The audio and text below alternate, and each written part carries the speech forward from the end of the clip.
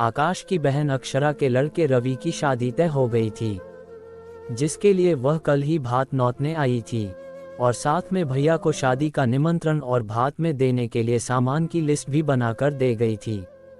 आकाश ने शादी का कार्ड तो देख लिया था, परंतु भात की लिस्ट अभी देखी नहीं थी।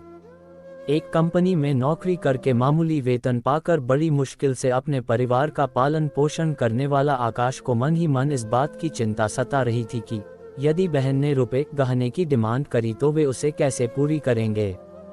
बेटे को चिंतित देखकर उसकी मम्मी उर्मिला उसे समझाते हुए बोली, बेटा एक बार लिस्ट को पढ़कर तो देख, मैंने अक्षरा को बहुत अच्छे संस्कार दिए हैं, जिसके कारण वह पति और खुद की कमाई के कारण मिले पैसों में ही संतुष्ट रहती है। उसके मन में लालच की कोई भावना नहीं है। हाँ, दूसरों की मदद करने को वह हमेशा तत्पर रहती है। मांगना तो उसके संस्कार में है ही नहीं। शादी के पहले उसने आज तक कभी हमसे कोई चीज मांगी हो, जो भी उसे दे दूं वो चुपचाप हाथ जोड़कर ले जाती है। जब भी तुझ पर कोई विपत्ति आती है, सबसे पहले दौड़कर वही आती है। साथ में पैसे भी लेकर आती है ताकि तेरी आर्थिक मदद कर सके, भले ही तू स्वाभिमान के कारण उससे पैसे लेने से मना कर देता है।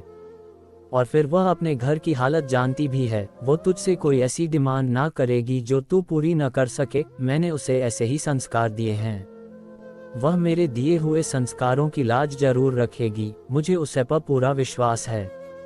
उनकी बात सुनकर बहू आरती लंजे में बोली, ऐसा कुछ भी नहीं है। जब बेटी की शादी बड़े घर में हो जाती है तो बेटी सब संस्कार भूल जाती है। उसे अपने मायके से ज्यादा ससुराल वालों के की ज्यादा फिक्र रहती है। यदि ऐसी बात ना होती तो वो लिस्ट क्यों बनाती। आप पढ़िए ना लिस्ट में अक्षरा ने क्या लिखा है। पत्नी की बात सुनकर आकाश जब लिस्ट पढ़ने लगा तो लिस्ट पढ़कर उसकी आंखों में आंसू आ गए थे, जिन्हें देखकर उसकी मम्मी और आरती घबरा गई थी। उन्हें लगा कि शायद अक्षरा ने लिस्ट में कोई ऐसी बात लिख दी है जिसे पूरा ना कर पाने के बोझ के कारण आकाश की आंखें भर आई। बेटा ऐसा क्या लिख दिया अक्षरा ने लिस्ट में जिससे तेरी आंखों में आंसू आ गए, मुझे बता तो सही, उर्मिला ने बेचैनी से पूछा। तो आकाश मुस्कुराते हुए बोला, मम्मी जी मेरी बहन ने आपके दिए संस्कारों की लाज रख ली, वो अभी भी ऐसी है जैसी शादी से पहले थी। रईस घर में शादी होने के बाद भी वह बिल्कुल नहीं बदली।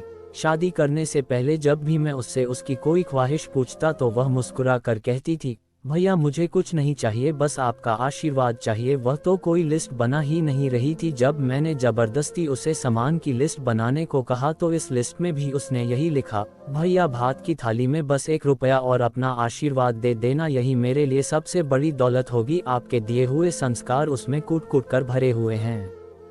माँ मैं कैसा मूर्ख था जो अपनी बहन के बारे में गलत सोचने लगा। काश संसार की हर बहन ऐसी हो तो भाइयों को कोई भी रस्म बोझ ना लगे। मुझे गर्व है अपनी बहन पर और माँ आपके दिए संस्कारों पर, जिसने मुझे चिंता मुक्त कर दिया। अब मैं खुशी खुशी पूरे परिवार के साथ रवि की शादी में भात भरने जाऊंगा। कहते हुए आकाश के चेहरे पर मुस्कुराहट आ गई, जिसे देखकर उसकी मम्मी और आरती के चेहरे पर भी मुस्कान आ गई थी।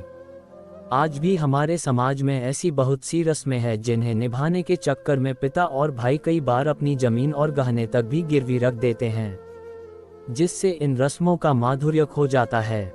संपन्न लोग तो पैसों के बल पर ये रस्में पूरी कर देते हैं, परंतु मध्यम वर्गीय परिवार के लिए ये रस्में कई बार मुसीबत बन जाती हैं।